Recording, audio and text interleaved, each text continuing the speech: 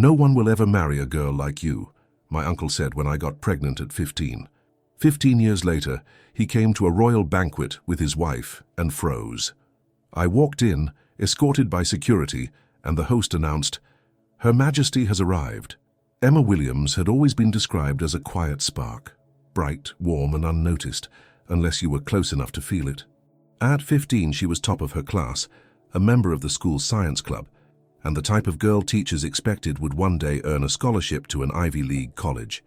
Her small town in Ohio prided itself on modest achievements and familiar rhythms, and Emma, orphaned young and raised by her aunt and uncle, had found a kind of hesitant belonging within that simplicity.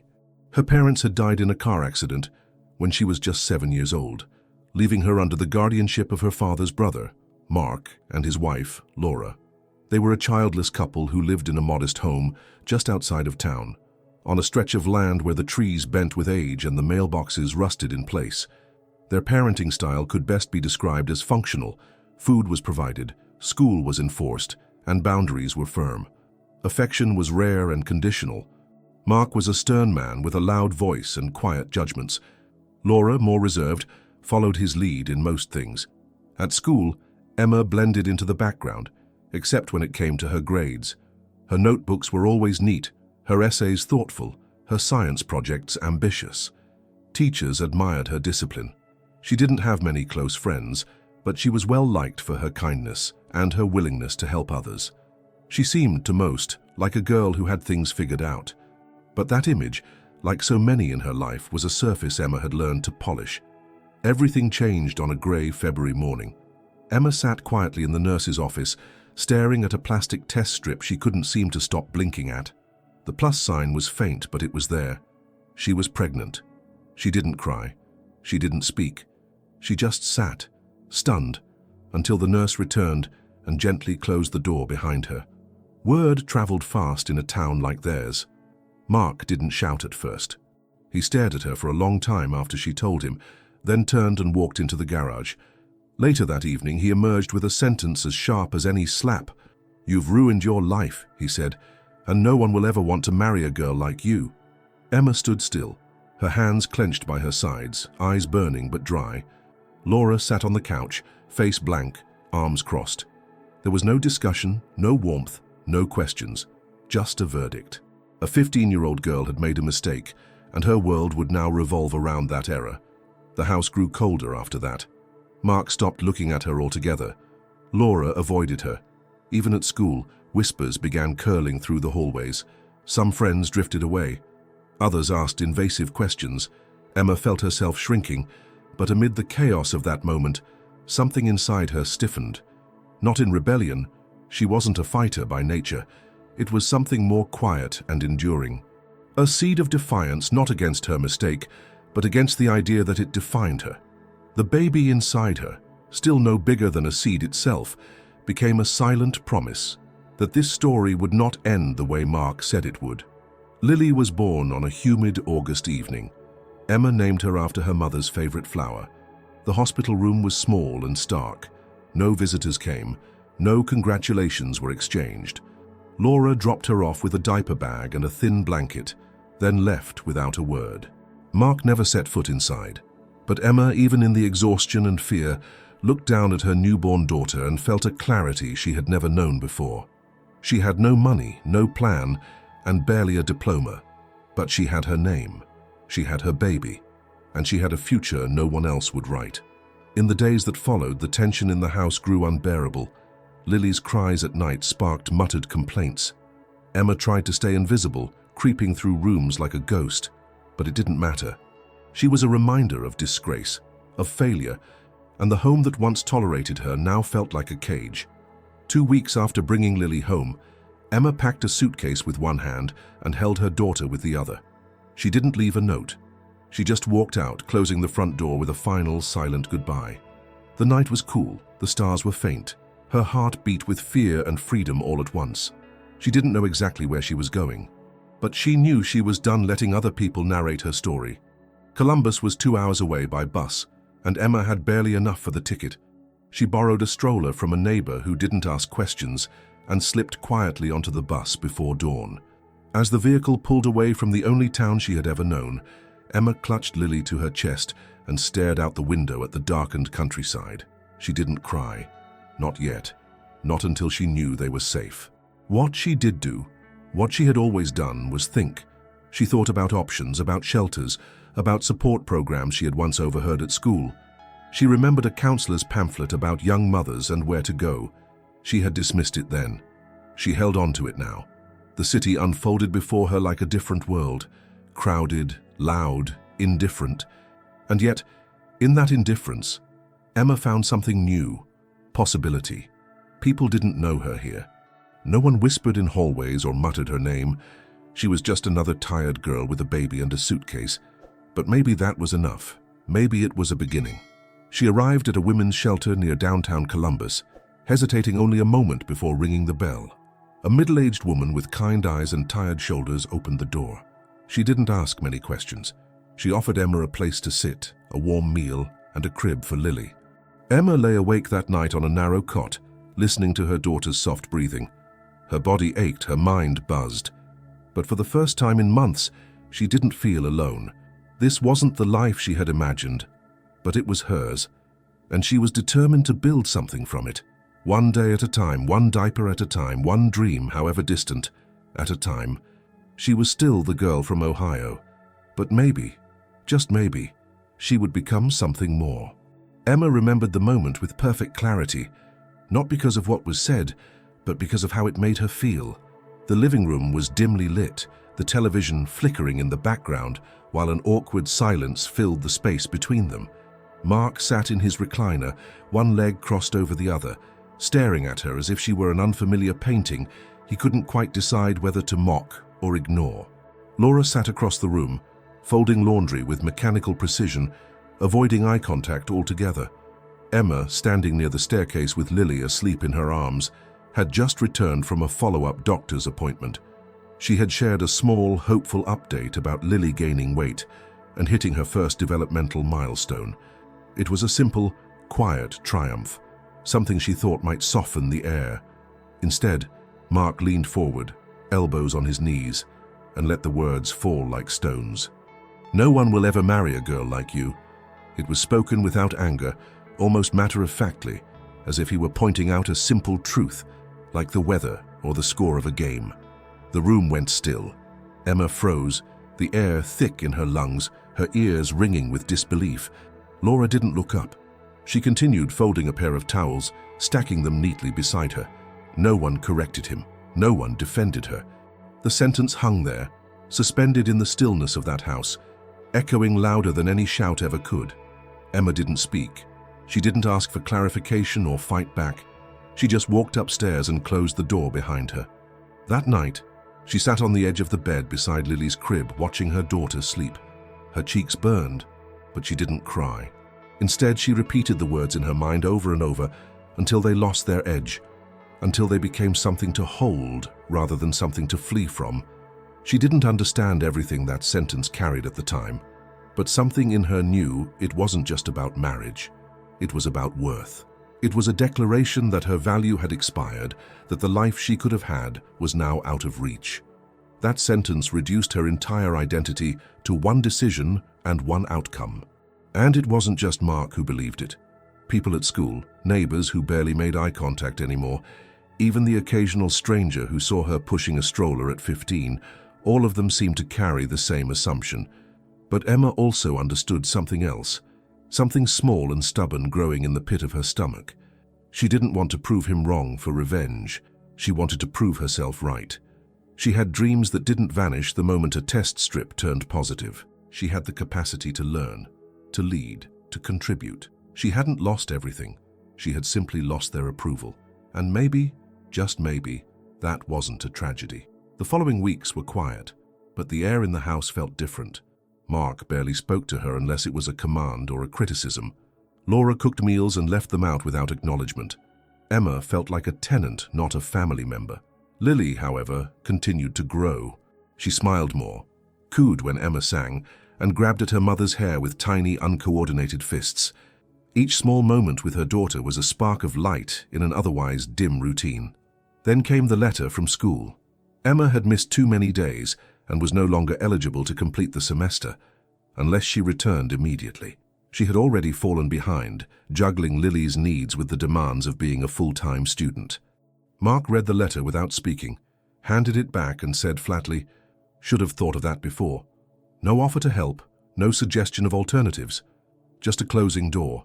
Emma knew then that she couldn't stay, not just for her own sake, but for Lily's. She didn't want her daughter to grow up in a home where judgment sat at the dinner table, where support was measured in silence and shame. So she began to make plans, not fully formed or even feasible, but plans born out of desperation and instinct. Late one night, after Lily had fallen asleep, Emma searched online using the family computer. She found listings for women's shelters, support programs for teen mothers, and local community services in Columbus. The more she read, the more she realized there were places that offered something she hadn't felt in a long time: a chance. The morning she left, she didn't expect a goodbye. She placed a short note on the kitchen table, thanking Laura for the food and the roof over her head, though both had grown colder with time. She didn't write anything to Mark. His words had already carved their mark deep enough. On the bus, Emma sat with Lily against her chest, watching her daughter's eyelids flutter open and closed as the engine hummed. She whispered softly to her, not promises, but truths, that they were together, that they were moving forward, that no one, no matter how loud or certain, could dictate the life they would build. In the weeks that followed, the memory of that sentence returned often, usually in quiet moments. When she doubted herself, when she questioned whether she belonged in a classroom filled with adults, when Lily cried late into the night and Emma wondered if she was failing her, the words would rise again. "No one will ever marry a girl like you." And each time Emma would meet them not with tears but with resolve. She kept a small notebook beside her bed. In it she wrote 3 things each night: something she learned, something Lily did that made her smile, and one thing she would prove wrong. Over time, the last entry became a ritual, a quiet resistance to everything that sentence tried to steal from her. She wasn't defined by one moment, she wasn't a statistic, and she wasn't finished. She didn't know what success would look like yet, but she knew what failure looked like: giving up, staying silent, letting someone else's judgment become a life sentence. That wasn't going to happen. She carried the sentence with her like a scar, not to hide, but to remember, to mark the place where the world tried to stop her and where she decided to begin. Columbus felt like another country to Emma. The moment she stepped off the bus with Lily bundled against her chest and a second-hand stroller rattling behind her, the city swallowed her in its noise and movement. Cars honked, people walked with urgency, and buildings towered above her like silent judges. For someone who had only known the quiet lanes of a rural Ohio town, the chaos of the city was both terrifying and oddly invigorating. No one knew her here. No one stared. No one whispered behind her back. In Columbus, she was not the girl who got pregnant at 15. She was just another young woman trying to find her way. The women's support center she had found online was about 8 blocks from the station. The walk took longer than it should have, the stroller's front wheel sticking every few feet, Lily fussing as the sun began to rise. By the time she reached the front steps of the low beige brick building, her legs ached and her nerves were shot. She rang the bell with trembling fingers. A tall woman in scrubs opened the door and blinked in surprise, then softened as she took in the sight. Emma, barely more than a girl herself, holding an infant, clutching a tattered suitcase. Without asking questions, the woman led them inside, where the air smelled faintly of disinfectant and lavender. They were given a small room with 2 cots, a dresser, and a basin sink. It wasn't much, but to Emma, it felt like shelter in the truest sense of the word. That night, she lay on her back listening to the muffled sounds of the city outside, Lily asleep beside her, and allowed herself to hope, just a little. In the following days, Emma learned the rhythm of life at the center. Most of the other residents were older, some with 2 or 3 children. A few were escaping situations far worse than hers: violence, addiction, abandonment. There was a quiet strength in the way they carried themselves, even as they moved through their struggles. The staff offered counseling, hot meals, and workshops on everything from financial literacy to infant care. Emma absorbed it all like a sponge. She kept a small notebook filled with everything she learned: diaper schedules, formula measurements, job interview tips. She didn't know when she'd need it all, but she didn't want to be unprepared again. One afternoon, while passing a community bulletin board in the main hallway, a flyer caught her eye. It was printed on neon orange paper and read, "Free Enrollment Program, Community College Pathways, Flexible Hours, Childcare Provided, Now Accepting Applicants." At the bottom was a list of tracks: culinary arts, health services, digital media, and event planning and hospitality. Emma stared at the last option for a long time. She didn't know much about that world, but she remembered how even in high school she had loved organizing science fairs, helping teachers set up for parent-teacher nights, and volunteering at church dinners. There had been something satisfying about coordinating details, creating atmosphere, seeing everything come together. Maybe it wasn't a path she had ever considered, but maybe it could be a way forward. She met with a caseworker the next day and asked about the program. The woman raised her eyebrows in pleasant surprise. "We've had good results with that one," she said. "Lots of logistics, creative problem solving, and you seem like someone who pays attention to details." Emma smiled quietly at the compliment. It had been a long time since someone spoke to her like she had potential. The paperwork took a week, and the first day of class arrived faster than she expected.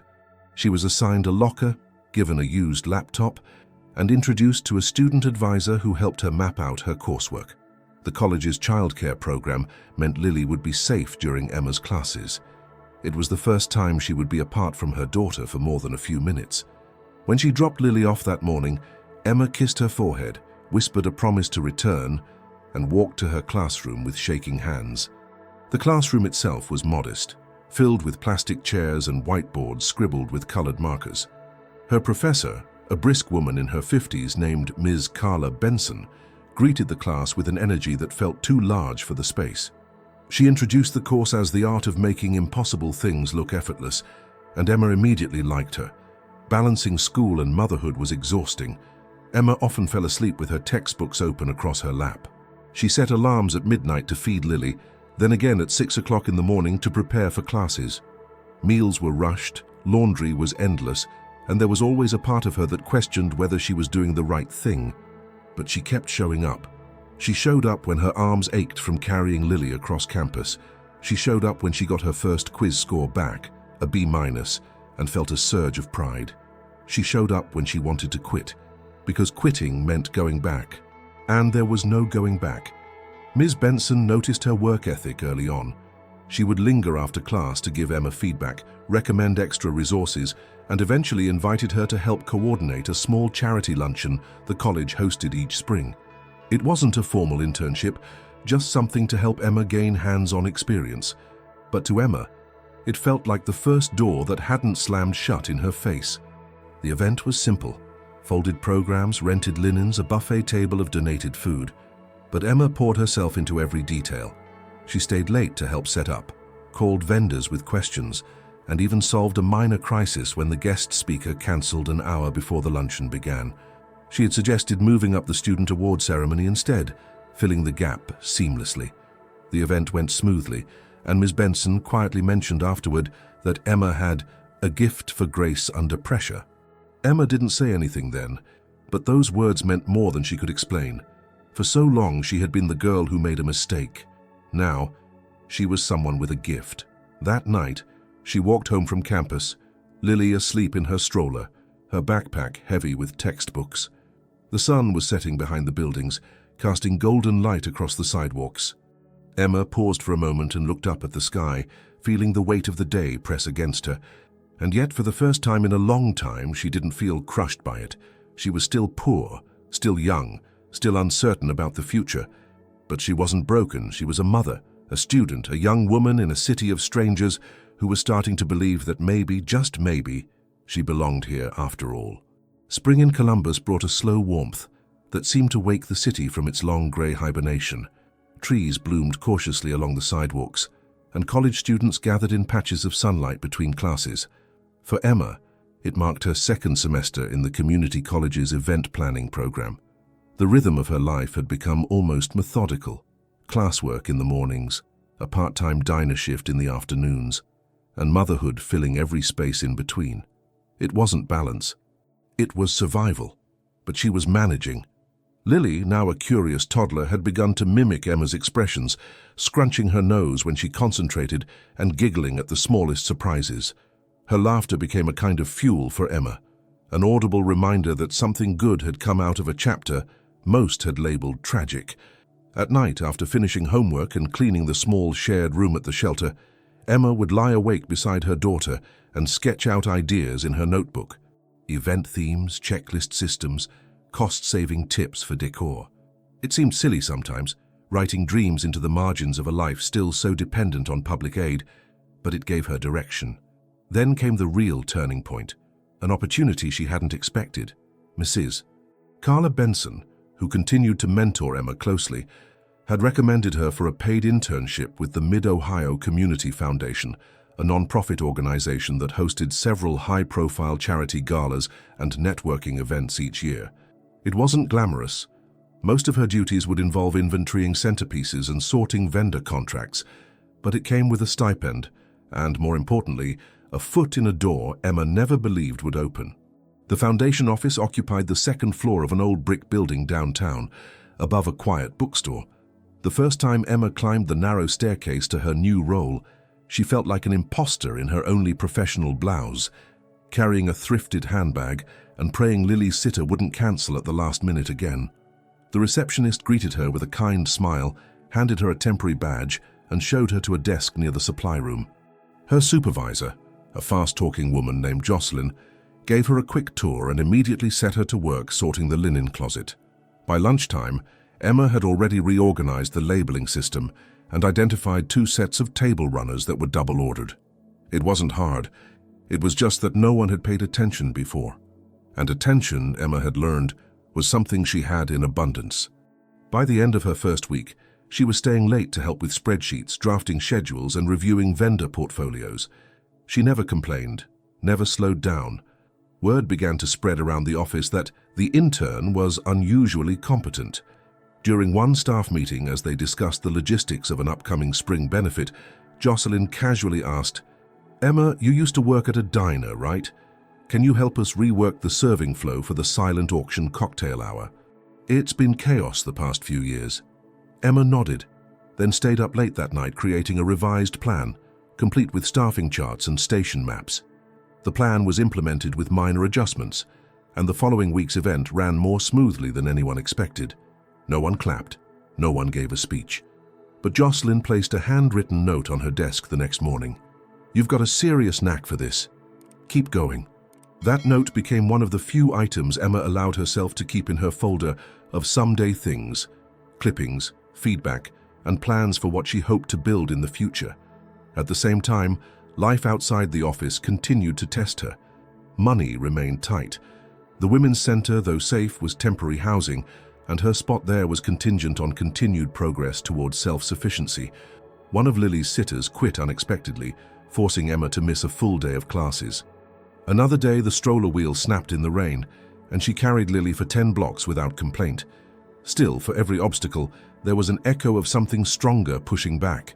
Emma had started building a network, one made not of peers her age, but of people who respected her work ethic. Vendors began to recognize her name in emails. Professors asked her to speak briefly in class about her internship experience, and Ms. Benson continued to remind her, with quiet but firm encouragement, that she had a future in this world if she chose to keep pursuing it. One afternoon, while restocking candle holders for an upcoming fundraiser, Emma overheard a conversation between Jocelyn and one of the foundation directors. The director, speaking candidly, said, "Who's that girl again? She works like she's running the place." Emma didn't say anything, but the words wrapped around her like armor. It wasn't praise she craved, it was validation that her presence mattered. By the end of her internship term, the foundation offered her a part-time contractor position for weekend events, with flexible hours and modest pay. It wasn't a career yet, but it was the first time Emma signed a contract with her own name, listed as a professional service provider. She took the offer with gratitude and quiet disbelief, aware that this marked the beginning of something she hadn't dared to picture a year ago. She no longer thought about proving her uncle wrong. His voice had faded into the background. What remained was her own voice, steadier now, and her daughters, louder every day with growing words and laughter. On her last day as an intern, Ms. Benson invited her to lunch. They sat at a cafe near the campus, sipping coffee and watching people pass by. Emma wore a second-hand blazer and held a to-do list folded neatly in her purse. "You're not just good at logistics," Ms. Benson said, eyes kind but serious. "You understand people. You see the invisible lines, the timing, the tone, the unspoken needs. That's what makes an excellent planner." Emma smiled, unsure how to respond. No one had ever described her with such precision. "Don't wait for someone to give you permission to succeed," Ms. Benson added. "You already belong in the room." That sentence stayed with her longer than Marks ever had. As they stood to leave, Emma looked back at the office building one more time. It was not a castle or a monument, but it had been her first open door. And for someone who had grown used to hearing them close, that made all the difference. Emma had always been more comfortable behind the scenes. She thrived in silence, drafting schedules, aligning tablecloths, rewriting cue sheets until they flowed with precision. While others sought the spotlight, she found meaning in the margins, quietly orchestrating the moving pieces that made others shine. But life, she would soon learn, didn't always wait for your preferences. Sometimes it threw you onto the stage without warning and asked you to perform. The invitation came unexpectedly during her second season working with the Mid-Ohio Community Foundation. By now, she had moved from intern to trusted event contractor, balancing her duties with classes and the demands of motherhood. Her name had become associated with flawless execution. She could solve last-minute vendor mix-ups without breaking stride. People listened when she spoke, even if she spoke softly. One Friday morning, while finalizing checklists for the annual Spring of Hope charity gala, Emma received news that the MC scheduled to host the awards segment had called in with a family emergency. The event was hours away. The script was written, the flow timed to the second, but there was no one to read it. Emma offered to reorganize the program or identify a replacement, but Jocelyn, now the foundation's lead event director, simply turned and said, "You do it." Emma blinked, caught off guard. "Me? You've written half of this program, you know it better than anyone, and we don't have time to train someone else." She paused, assessing Emma's hesitation.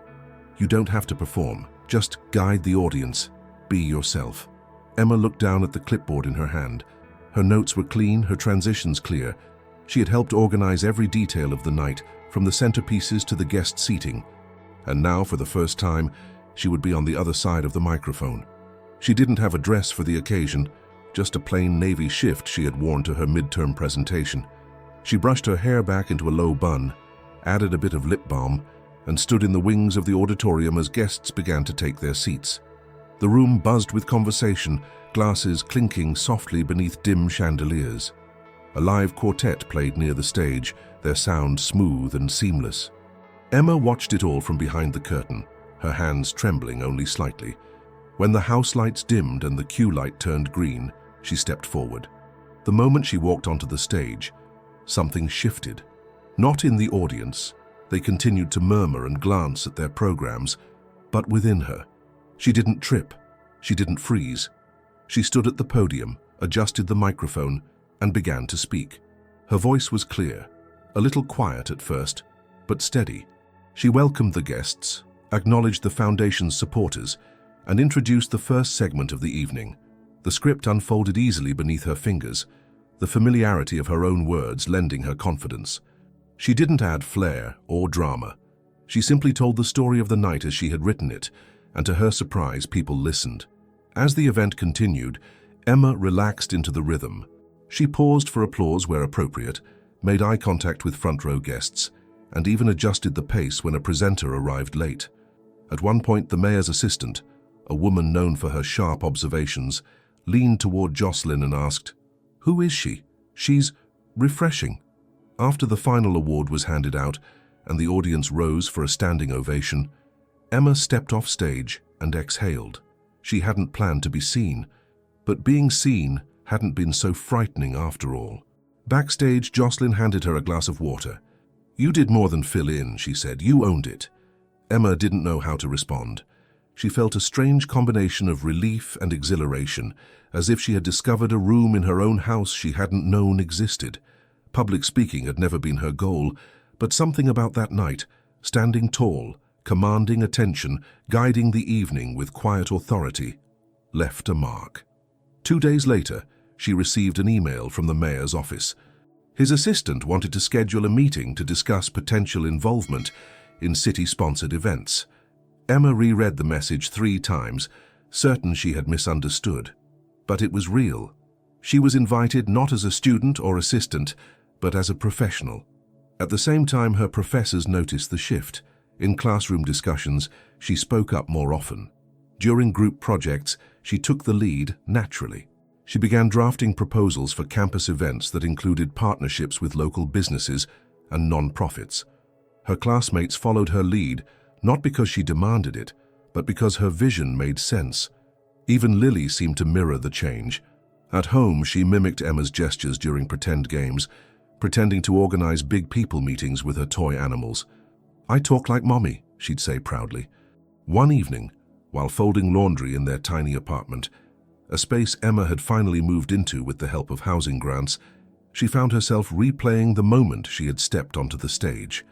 Not the lights or the applause, just the feeling of standing in her own authority, of trusting her preparation, of hearing her own voice in a room full of strangers and realizing it mattered.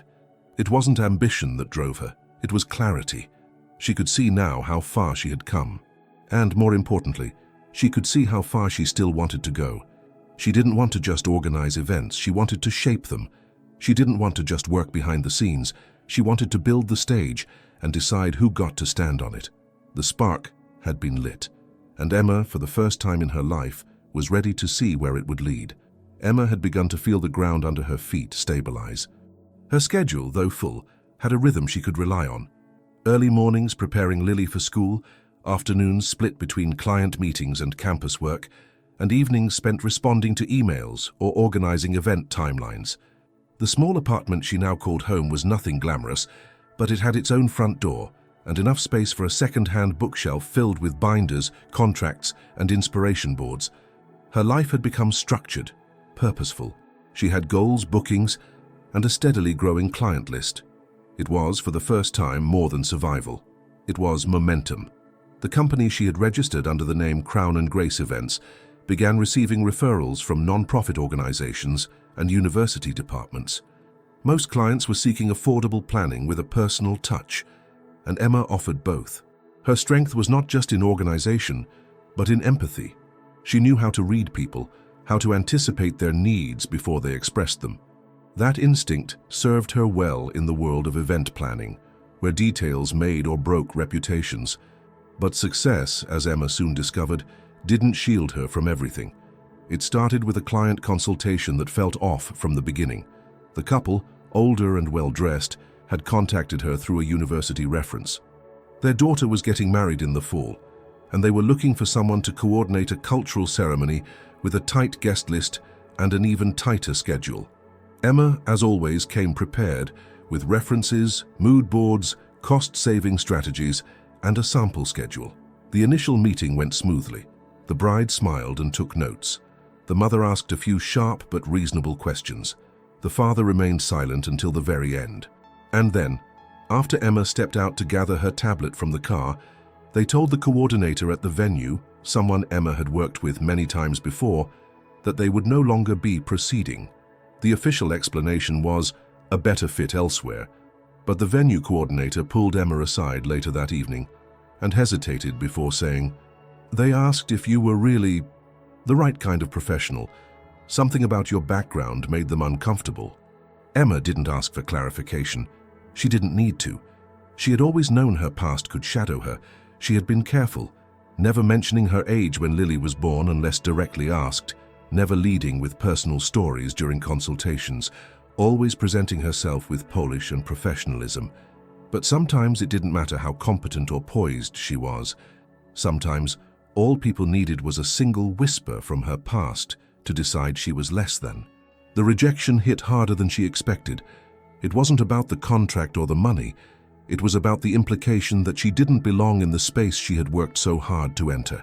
She walked home that evening in silence, the echo of that phrase, the right kind of professional, reverberating through her mind. At home, Lily was doing homework at the kitchen table, her tongue peeking out as she focused on tracing letters. Emma watched her for a moment, then sat down across from her. She didn't mention the meeting. Instead, she helped her daughter finish her spelling, made dinner and tucked her into bed. Only afterward, sitting alone on the worn couch with a cup of tea, did she let the weight of the day settle in. She thought about the years she had spent rebuilding her life, about the late nights, the missed meals, the events where she worked in silence just to earn one more recommendation. And yet one client, armed with the right kind of prejudice, had undone her confidence in a single afternoon. The next morning, she walked into Ms. Benson's office at the community college, unannounced. Her former professor and longtime mentor looked up from her desk and immediately knew something was wrong. Emma explained what had happened in a quiet voice. She didn't cry. She didn't rage. She just laid out the facts, the way she would for any logistical problem she needed help solving. Ms. Benson listened without interruption. When Emma finished, she leaned forward and said, "You can't control people's prejudice, but you can decide what to do with it." Emma didn't reply. Ms. Benson continued, "You have to be twice as good to get half the credit. That's not fair, but it's real. So you do it anyway, not for them, but for the girl you used to be, and for the girl you're raising now." It wasn't a pep talk. It was truth, plain and hard. Emma left the office with something new, not anger but determination. The very next day, she revised her intake process. She updated her website to include professional headshots, testimonials, and clearly defined service packages. She added a short bio, not about being a teenage mother, but about resilience, education, and the birth of Crown and Grace from her love of community and celebration. She also began offering planning workshops at the local library for women starting over, single mothers, immigrants, and formerly incarcerated women trying to rebuild. It wasn't part of a marketing strategy. It was about creating the kind of space she had once needed and never found. Soon after, an arts foundation invited her to submit a bid to organize their annual fundraising gala. The competition included several more established firms, but Emma submitted a proposal that included not just budgeting and logistics, but community impact metrics and sustainability practices. A week later, she was selected as the lead planner. Prejudice hadn't disappeared. It still lingered, sometimes quiet, sometimes not. But Emma no longer feared it. She no longer built her worth around the approval of people unwilling to see beyond their bias. She couldn't erase her past. But she didn't need to, because every day she built something out of it, something her daughter could be proud of, something that made space for others like her. And that was more powerful than any client's rejection. By the time Emma turned 25, the idea of playing small no longer served her. She had outgrown the makeshift spaces she once used as offices and moved her growing business, Crown and Grace Events, into a modest but polished co-working suite near the Arts District. The name, originally a quiet promise to herself, had begun to circulate in city directories, among non-profit networks, and within cultural institutions that valued her ability to combine elegance with empathy. She hadn't built her brand through flash or followers. She had built it through consistency. Every event was executed with precision, every budget respected, every family treated with dignity, regardless of their income or status. Her style was subtle but unmistakable. Layered textures, intentional details, and narratives woven into every celebration. She didn't just coordinate events, she crafted experiences. And in a world where people often forgot the power of intentionality, that distinction mattered. Clients began to refer to her with reverence. You want it right? You go to Emma Williams. Her inbox filled steadily with inquiries, from black tie fundraisers to multicultural weddings to academic symposia. It was clear her days of asking for a seat at the table were over. She was now being invited to design the table itself, but success came with new demands. Managing a full calendar, part-time staff, and a still young daughter required a new level of discipline. Emma had grown into a businesswoman, not by adopting a corporate tone, but by applying the same rigor to her professional life that she once used to survive the hardest seasons. She learned how to delegate, how to write contracts with teeth, how to build vendor relationships based on more than charm. She also built a small team, 2 assistants and a part-time logistics coordinator, all women from non-traditional backgrounds, many of whom had once been overlooked like she had. Still, Emma made sure to remain close to the work. She kept one hand in every event. She insisted on meeting each client face to face and walking every venue herself. It wasn't just about quality, it was about presence. Her clients weren't just purchasing a service, they were entrusting her with memories. On weekends, while Lily played at a nearby community center, Emma would draft post-event reports and sketch new package tiers based on feedback. She now offered a legacy tier, a specialized package for families hosting milestone celebrations with storytelling at the center. It became her signature service, particularly popular among older clients who wanted more than just a celebration. They wanted to feel seen, remembered. Word of her unique approach began to spread. Then, one morning, as she prepared centerpieces for a museum gala, Emma received a phone call from the director of the Midwestern Heritage Conservancy. The board was planning a once-in-a-decade public showcase, highlighting cultural contributions from underrepresented communities across the region. It would be part exhibit, part fundraiser, and part royal-style banquet, complete with ceremonial honors for civic leaders. The planning window was tight, the guest list formidable, and the expectations high. "We need a firm that can handle scale with soul," the director said, and your name came up more than once. Emma's fingers tightened slightly around the pen she was holding. She thanked him, set up a meeting, and hung up the phone. Then she sat still for a full minute. This wasn't just another gala. This was a leap into a larger arena, one where elite planners, national sponsors, and established names fought for prestige and influence. She had been moving steadily upward for years, but this was something else entirely. She took the meeting and presented her vision with quiet confidence, honoring heritage while celebrating modern community voices, blending tradition with innovation, and ensuring the banquet reflected the cultural richness of the people it represented. She outlined a multi-phase planning schedule, detailed contingency protocols, and even included a segment where youth leaders would present awards to elders, a bridge between generations, symbolized in ceremony. The board voted unanimously to hire her.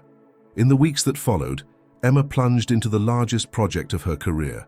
The pressure was immense. The client list included senators, philanthropists, and international guests. The venue, a converted historic opera hall, required restoration work that needed coordination with multiple departments.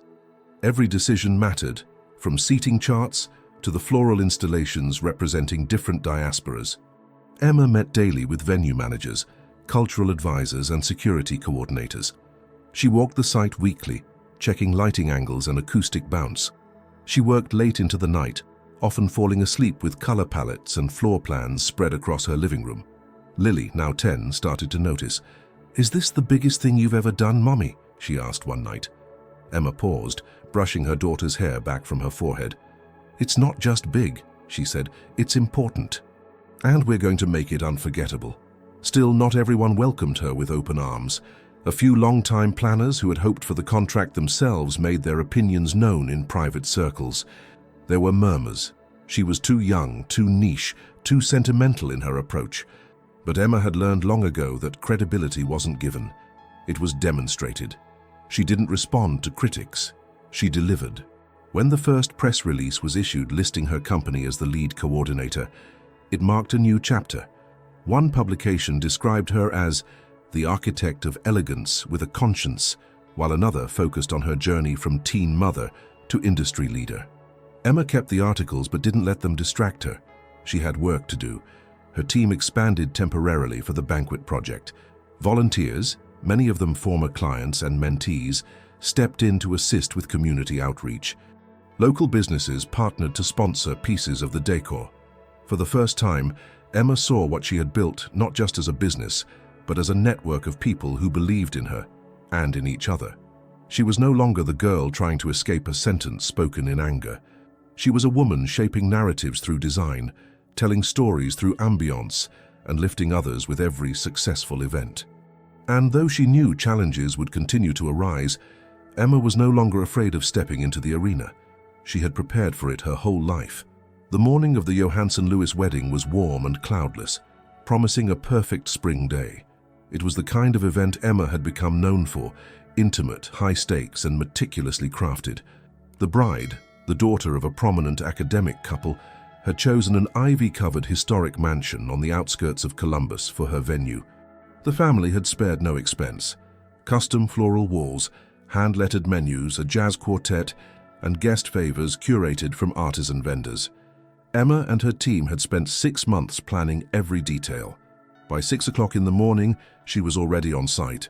She moved briskly through the main hall, clipboard in hand, giving final instructions to the staff and confirming setup schedules with vendors. Her assistants followed her lead like a practiced orchestra, fine-tuning every corner of the property. It was the kind of controlled chaos Emma had learned to master. But by 10 o'clock, everything changed. Dark clouds had rolled in unexpectedly, followed by sudden cracks of thunder. The forecast had predicted light showers later in the evening, but what arrived instead was a full-force storm. Within minutes, the tented reception area in the garden began to flood. Water collected under the tables. Cables for sound and lighting sparked at their edges. One floral arch collapsed completely, knocking over 2 rows of chairs and leaving mud stains across the dance floor linen. Emma's phone buzzed constantly with frantic texts. Guests were already en route. The bride was still at the hotel, unaware of the chaos. Vendors began asking if they should pull out. Emma stood at the edge of the flooded tent, her shoes already soaked, rain dripping from her sleeves. For a moment, she stared into the mess, her mind racing. Then, with the same clarity that had carried her through every obstacle since she was 15, she moved. She called the venue manager and asked to unlock the estate's ballroom, an ornate but underused room originally reserved as a backup only in case of extreme cold. The room had not been cleaned or set for use, but it was dry, it had electricity, and it had a grand fireplace that could transform the atmosphere if styled quickly. Emma dispatched her team with sharp, concise instructions. Within 15 minutes, every vendor had been reassigned. Florals were moved indoors. The jazz quartet redirected their equipment. Table layouts were adjusted on the fly. Her team started wiping down chairs with linen cloths, replacing water-stained menus and reworking the place cards. Emma changed into a backup outfit she kept in her emergency kit, a simple black jumpsuit with waterproof boots, and waded back into the field to help redirect guests who were arriving with umbrellas and worried expressions. She welcomed each one with calm assurance, ushering them through side entrances, while her team transformed the ballroom with silent urgency. The bride, still unaware of the storm's full impact, arrived 2 hours later to a ceremony room lit by dozens of candles, soft music echoing off the high ceilings, and not a single hint of the panic that had gripped the estate earlier. Emma met her at the entrance, smiled, and said simply, "We made a few adjustments, but everything's ready."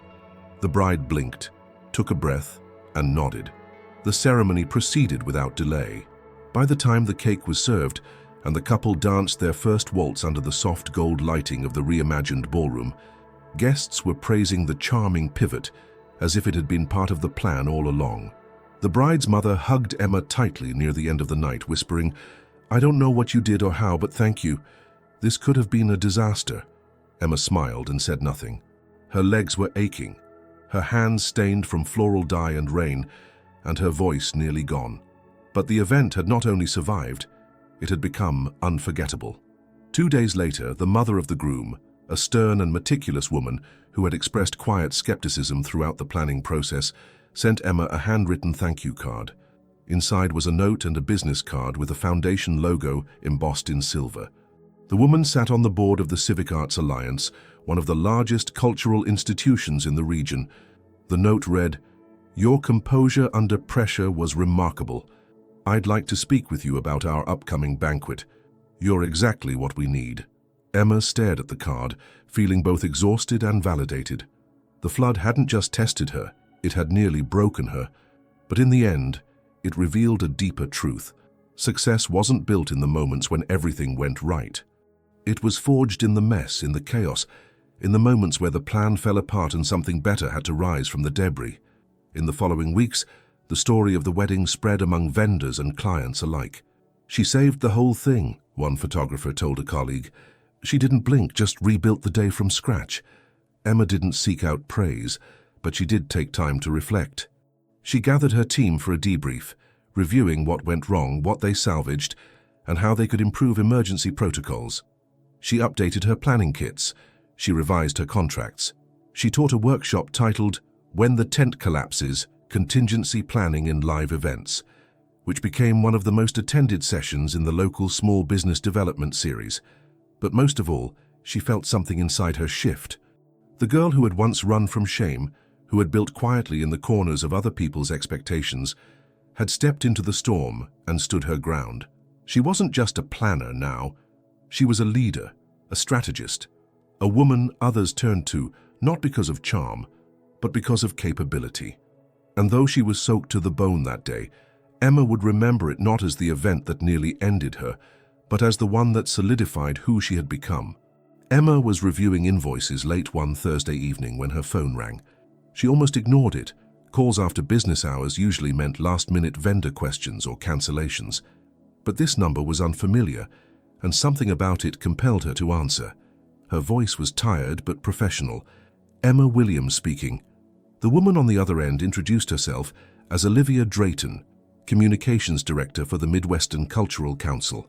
She spoke with a practiced grace, every word crisp and deliberate, and quickly moved past pleasantries. "We're hosting our biennial royalty banquet this fall," she said. "We've received multiple recommendations with your name attached. Would you be available to submit a proposal?" Emma blinked. The royalty banquet wasn't just a fundraiser. It was a cultural institution, a tradition older than most modern planning firms in the region. Every other year it honored civic leaders, artists and philanthropists with a gala inspired by ceremonial grandeur, complete with a Her Majesty honorary title bestowed upon the event's lead organizer. The role was both symbolic and highly visible. To be chosen was a recognition of both excellence and influence. It was, in every sense, a crowning opportunity. "I'm honored," Emma replied. "When would you need the proposal?" "We're inviting only 3 firms to present. Submissions are due next week. Interviews will follow immediately." After she hung up, she sat still for several minutes. Her first instinct was disbelief. She had always admired the banquet from afar, watched highlights online, and read articles about the symbolic procession of the host being escorted into the grand hall as guests rose in respect. Never once had she imagined herself in that role, but now someone had imagined it for her. She worked through the weekend drafting the proposal. Not just the logistics, which she mapped with precision, venue design, seating arrangements, catering coordination, ceremonial flow, but also a thematic vision. Her concept, Legacy in Motion, a blend of traditional pageantry and forward-looking storytelling. Instead of simply honoring the past, her plan would highlight the communities and individuals reshaping the region's cultural landscape. She incorporated elements from underrepresented voices, proposed collaborative installations from young artists, and detailed a ceremonial procession that invited honorees to be escorted by community youth leaders. She submitted her proposal 4 days later. The interview was scheduled in a high-rise boardroom where Emma faced a panel of 8 directors, each evaluating her not just on capability, but on presence. She dressed in a tailored suit, carried a leather portfolio, and spoke without rehearsed flourish. She told the truth, that she had built her company from necessity, learned through experience, and treated every event as a story worth telling with dignity. When they asked her why she believed she was fit for a title like Her Majesty, Emma didn't flinch. "I don't come from royalty," she said, "but I understand what it means to lead with intention. I understand how to elevate others. I've done it my entire career, often from the margins. If chosen, I won't just coordinate your banquet. I'll craft an experience that reflects not only excellence, but the very heart of the communities you serve." There was a long silence. Then a single board member nodded. She received the official call 1 week later. She had been selected. That night, after putting Lily to bed, Emma stood in the kitchen holding the letter of confirmation. She reread the header, Midwestern Cultural Council Royalty Banquet Host Emma Williams, until the words blurred. She was being given the title once wielded by legacy planners, society women, and household names. But unlike them, her crown would not be inherited. It would be earned. Preparations began immediately. Meetings with council liaisons, protocol advisors, and ceremonial consultants filled her calendar. She was briefed on attire, on language to use during the entrance procession, and on how to accept the traditional greeting. an archaic yet symbolic bow of respect offered by every guest as the host entered the ballroom. One afternoon, as she walked through the event venue, a marble hall known for its vaulted ceilings and sweeping staircases, she paused at the entrance where she would be announced on the night of the banquet. "Her Majesty has arrived," the host would say. Not metaphor, ceremony. And among the list of confirmed guests, scheduled to attend with a personal donation and invitation from one of the foundation board members, were two names Emma had not seen in over a decade: Mark and Melissa Williams, her uncle, his wife. The couple who had watched her walk out with a baby in her arms and a sentence that still rang clear in her mind: "No one will ever marry a girl like you." Emma stared at the printed guest list, her pulse steady. She didn't feel fear, nor did she feel triumph. It was something quieter, a full-circle stillness. She hadn't planned this moment, she hadn't chased it, but it had arrived. She made no mention of it to anyone. She continued planning the banquet with her usual care, designing spaces where others could be honored, their stories lifted. She didn't dwell on the past or wonder what they might say. This wasn't about them. It was about who she had become. As the banquet drew closer, requests poured in from press, sponsors, and institutions offering partnership for future events. Crown and Grace events, once a name scribbled in a notebook in a shelter bedroom, now appeared in formal programs and regional publications as the creative force behind one of the most anticipated nights of the year. Lily, now almost 11, watched her mother with quiet pride. She asked about the title and whether it meant Emma was now a queen. Emma smiled and said, "It means I've been trusted with something special." And it was true. She had been trusted to lead, to represent something far beyond herself. And though her uncle's presence at the event would come as a surprise to him, it would not shake her. She had stepped into a space built not from privilege but from persistence. And this time, she would not be arriving as someone hoping to be accepted. She would be arriving as the host. The day of the Midwestern Cultural Royalty Banquet arrived beneath a flawless autumn sky. Golden light filtered through the windows of the grand hall as final touches were applied. Floral arrangements angled just so, place cards adjusted for last-minute seating changes, and orchestral music rehearsed in careful harmony. Every inch of the event bore Emma's mark, curated elegance rooted in symbolism. From the velvet tones of the table linens to the etched glass menus, nothing was chosen by accident. It was not simply an event. It was a narrative, one told in movement, in design, in grace. Emma stood behind the curtains of the main entrance hall as guests began to arrive. The ceremonial role she had been asked to fulfill came with more than symbolism. It came with sequence. A host was not expected to greet each attendee at the door or mingle aimlessly. She was meant to enter last, escorted through the center aisle flanked by formal security, while the entire room rose in recognition. The moment, though short, was a tradition meant to frame the tone of the evening, that the event itself had now begun. Emma's attire had been chosen with the same care as the rest of the evening. She wore a custom-designed floor-length black gown with architectural structure in the shoulders and a deep blue lining that shimmered only when she moved. Her hair was drawn into a sleek updo, and around her neck was a single pearl pendant, her mother's, one of the few things Emma had kept all these years.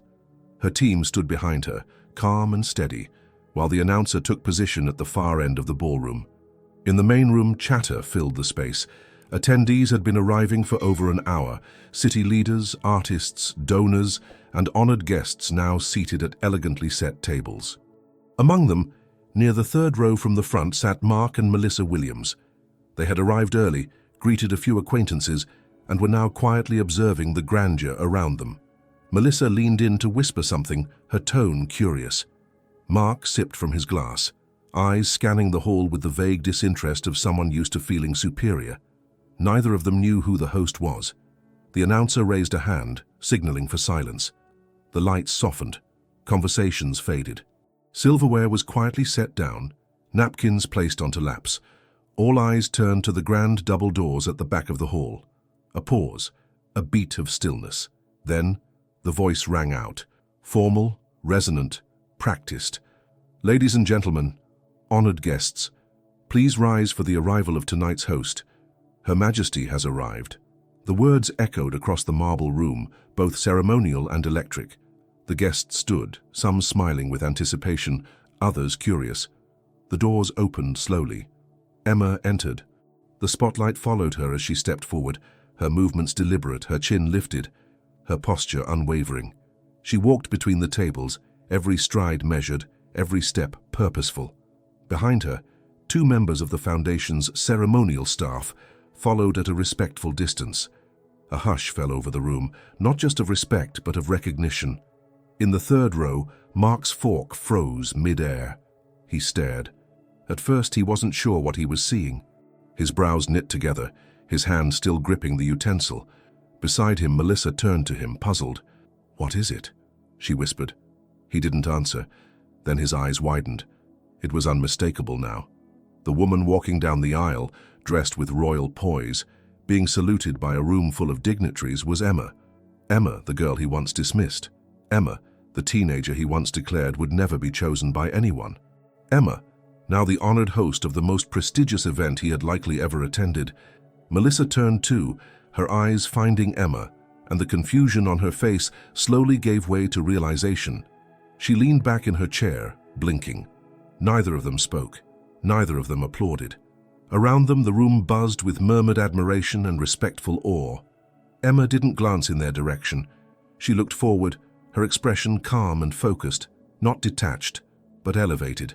She nodded softly to guests as she passed, receiving small bows and gestures of deference. The crowd didn't know her entire story, but they knew this moment had meaning. They saw a woman in command, a woman whose authority did not scream but resonated. She reached the front of the room, where the Foundation director waited with a glass of ceremonial water, which she accepted with a bow. As she turned to face the audience, they took their seats once more. Emma stepped to the podium and began her opening remarks, welcoming attendees, honoring the occasion, and setting the stage for the evening's events. Her voice, amplified gently through the sound system, was clear and warm.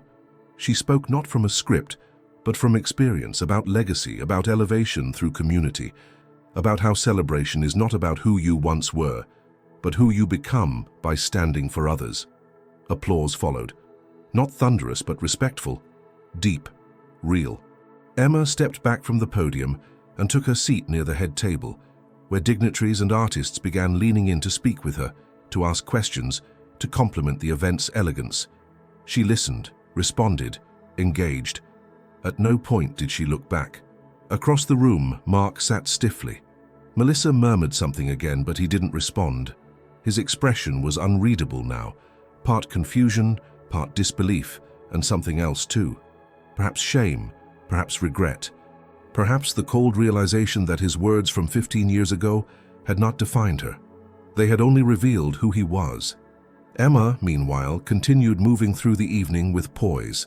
The room flowed around her design, each segment unfolding seamlessly. But none of it, not even the elegance of the meal or the surprise performance later in the evening, would be remembered quite like that moment. The moment when a woman who had once left home with nothing but a child and a suitcase walked into a banquet as a symbol of power and grace, and made the entire room rise. After the ceremonial entrance, the energy in the banquet hall shifted. Conversations resumed, but in lowered tones. Faces turned repeatedly toward the head table, where Emma sat poised, quietly commanding attention without effort. She was no longer the girl who worked behind the scenes. That night she was the centerpiece, not because she craved attention, but because she had earned presence. The banquet moved forward in elegant rhythm. The orchestra filled the air with soft, timeless melodies, while servers in silver-trimmed uniforms moved with practiced grace between tables. Guests dined on a 4-course meal that Emma had personally overseen in collaboration with a culinary historian, each dish representing a cultural moment in the region's history. The menu itself was a timeline, printed on parchment-style cards, telling a story of migration, resilience, and celebration. Emma didn't seek out conversation with everyone. She let them come to her. They did. Foundation board members, art directors, civic leaders, each curious to learn more about the woman behind the evening. She answered questions without elaboration, never over-explaining. She didn't need to convince anyone she belonged. Her work already had. But it was near the end of the main course, as dessert trays began making their rounds that it happened. She rose from her chair to greet one of the honorees returning from the stage. As she did, her eyes scanned the room briefly, not searching, simply observing. That's when their eyes met. Mark. He was seated exactly where the guest list had said he'd be, third table from the front, near the right aisle. His wife, Melissa, leaned toward him, her expression unreadable. But Mark's face was frozen. Their gaze locked for a moment that lasted far longer than it should have. In that instant, the noise in the room fell away for both of them. His eyes held something hard to define. Recognition, certainly, but underneath that, the unspoken weight of years. She saw the calculations running through his mind, who she had been, who she was now, what had happened in between. Emma didn't flinch. She didn't smile or look away. She held his gaze calm and silent, offering no emotion, no performance. Then, with the subtlest movement, barely more than a nod, she acknowledged him. It wasn't polite. It wasn't cold. It was something else entirely. It was closure. And then she turned back to the honoree beside her and resumed the conversation. Mark remained still for several minutes after that. Melissa tried to speak to him, her voice soft, but he didn't reply. His shoulders, once squared in habitual authority, lowered slightly. He was surrounded by prestige, by ceremony, by a community he had likely long assumed he understood. Yet here he sat, quietly stunned, watching a woman he had once dismissed command the room he could only sit in. Emma didn't revisit the moment. She returned to her seat, continued hosting with warmth and grace. She made time to greet scholarship recipients, to pose for photos with community leaders, and to quietly thank the production team behind the scenes. Her focus was never on retribution or recognition. Her only measure of success was the dignity of the experience she had created for others. Still, the weight of that glance lingered, not in a haunting way, but as a final punctuation to a sentence she had long ago refused to accept. She thought briefly of the night her uncle had spoken those words, the cracked leather chair, the silence in the room, the weight of shame she had carried for years, and now, without needing to say a single thing, she had rewritten it all, not through confrontation, not through anger, through presence, through the quiet dignity of a woman who had built her own title, brick by brick, grace by grace. Later in the evening, after the final award was presented and the closing remarks given, Emma made her final walk through the banquet floor. She moved slowly, stopping to shake hands and say personal goodbyes. She thanked elders who had attended despite mobility challenges. She posed with children dressed in traditional garments, congratulated honorees, and collected feedback from vendors. She passed Mark and Melissa's table once. He looked up again. This time he didn't try to engage. There was no apology in his expression, no explanation, just quiet recognition of who she was and who he no longer had the authority to define. Emma gave no reaction. She simply continued forward, her steps steady, her purpose unchanged. Outside the venue, the evening air had cooled. Guests filtered out, wrapped in shawls and conversation, their voices light. Emma stood near the entrance as her team coordinated final logistics. Lights inside the hall dimmed one by one. The grand space that had held so much became quiet once more. Her driver waited nearby, doors open, but Emma paused. She turned to look back at the building, not out of sentiment but reflection. What she had done tonight was not just execute an event. She had answered a question without words. She had walked into a room where her past sat at a table, and she had let her future speak for her. The banquet had officially ended, but the afterglow lingered. Guests left the venue buzzing with admiration, exchanging business cards, promising to follow up, and lingering in the lobby for photos beneath the event's custom-embroidered backdrop. Emma watched from a quiet corner as her team began the breakdown process with practiced precision. Her headset was off, her clipboard set aside. For the first time in hours, she allowed herself to simply observe. There was something about the end of an event, the soft unraveling of it all, that had always touched her. The flowers still smelled sweet, though their petals had begun to soften. The tablecloths held faint wrinkles from elbows and laughter. The air was thick with memories only hours old, and yet in that moment the atmosphere still pulsed with reverence. Emma moved toward the side hallway, seeking a moment alone before final rounds. That was when Olivia Drayton, the council's communications director, found her. "We need you back in the room," Olivia said gently. "Just for a minute." Emma followed her without question, assuming it was a last-minute protocol or donor meet and greet. Instead, Olivia led her back to the ballroom. Most guests had already departed, but the room was not empty. A section near the stage had been arranged for a final presentation, now attended only by staff, board members, and a few select guests. At the front, the Foundation's director stood waiting. Emma blinked. "What is this?" Olivia smiled. "A surprise. Sit, please." She did. Confused, calm, unsure of what to expect. The lights dimmed slightly again. The director took the microphone and began to speak, not from a script, but from the heart. This evening was a triumph, not because of its beauty, although it was beautiful, not because of its perfect execution, though that too cannot be ignored, but because it told a story that belongs to all of us, and it was told by someone who understands the power of resilience better than most. Emma felt her chest tighten. She is more than our event organizer. She is a builder of bridges, a curator of dignity, and a reminder that legacy is not inherited, it is created. Tonight we offer a token of our gratitude for the woman who transformed this hall, this ceremony, and truthfully, all of us. He gestured, and 2 staff members stepped forward. In their arms was a bouquet, enormous, lush, and wild, deep blue delphiniums, ivory garden roses, silver eucalyptus, and blooming white lilies. Emma stood, slowly. Her hands trembled slightly as she stepped forward to accept the bouquet. The scent hit her before the weight did, sweet, full, familiar. Lily. She held the flowers close, nodding once, unsure if she could speak. But the moment wasn't finished. The director continued, "And in the spirit of recognition, we also present this, a special community award, one not given every year, but when it's undeniably earned." He lifted a crystal plaque from the podium and read aloud the inscription, "To Emma Williams, for vision, courage, and unwavering service to the people whose stories shape us all." The applause that followed was deeper than anything Emma had experienced before. It wasn't polite, it wasn't perfunctory. It was full, respectful, real. She held the award in one hand, the bouquet in the other, and turned slightly toward the small audience. Her voice, when it came, was quiet, but steady. "I don't know how to thank you for this," she said.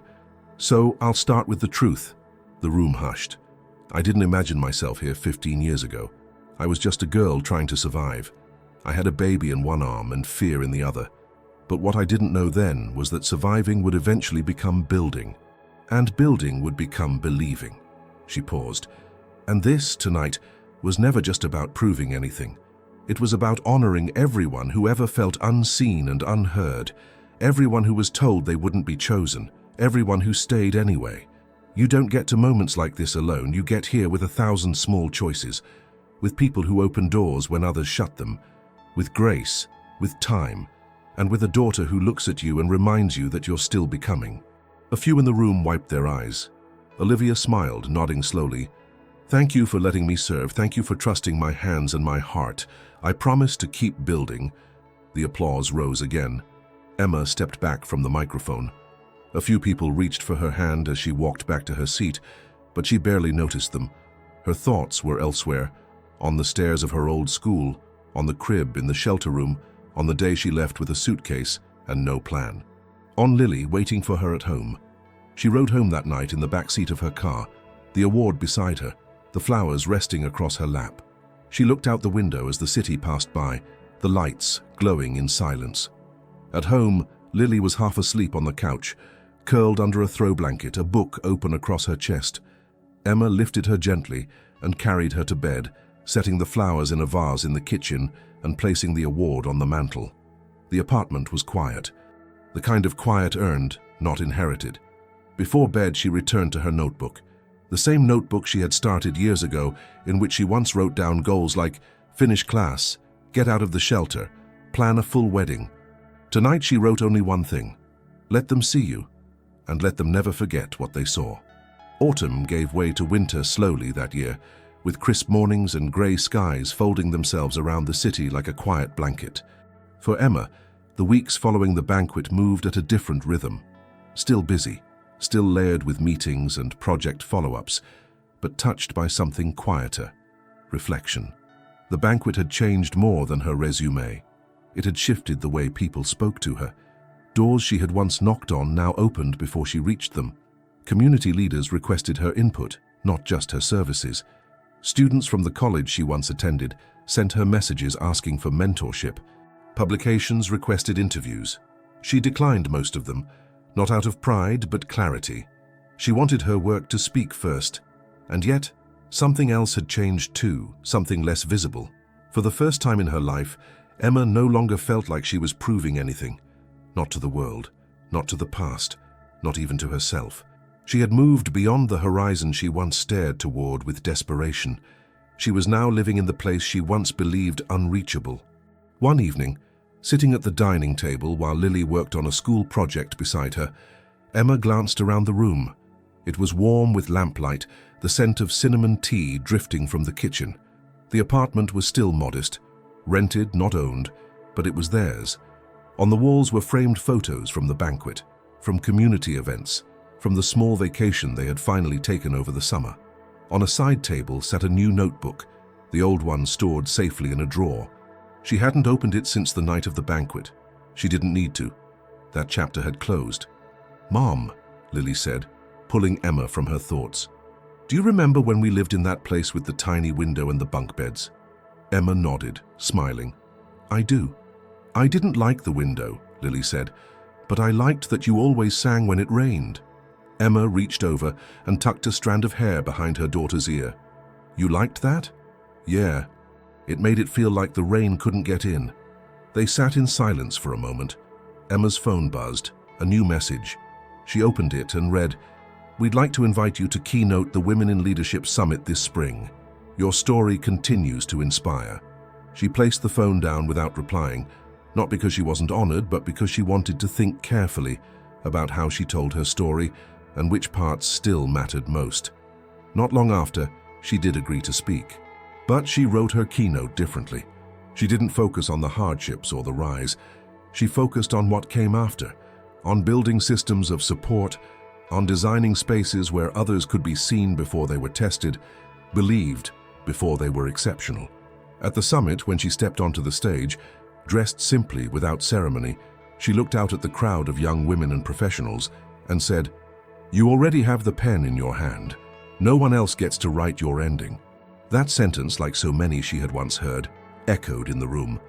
But this time it wasn't a warning. It was an invitation. In the months that followed, Emma expanded her company, not by scaling upward, but outward. She launched a foundation, Grace Forward, focused on mentorship and micro-grants for young mothers entering trade and creative fields. She hired a team of women from communities long underrepresented in the industry and trained them not only in event design, but in financial literacy, legal negotiation, and narrative framing. She told each one the same thing on their first day.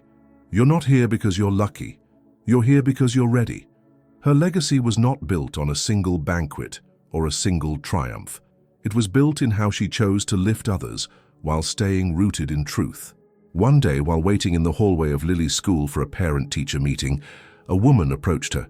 She looked nervous, holding the hand of a small boy and balancing a worn folder in the other. "I'm sorry," she said. "Are you Emma Williams, the planner?" Emma nodded. The woman smiled awkwardly. "I read about you. I'm just trying to figure some things out. I thought maybe, could I email you, just to ask some questions? I don't know where to start." Emma reached into her bag, pulled out a card and handed it to her. "You just did," she said. "Email me any time." That night, she wrote about it in her new notebook. Just a few lines. Legacy is not built when people remember your name. It's built when they remember how they felt because you were there. She closed the book and turned off the light. Outside, snow had begun to fall gently against the window. She stood by it for a while, watching the flakes land and disappear. The city softened under their weight. And as she did, she felt something she hadn't in years. Stillness. Not the stillness of waiting or bracing or hiding, the stillness of peace.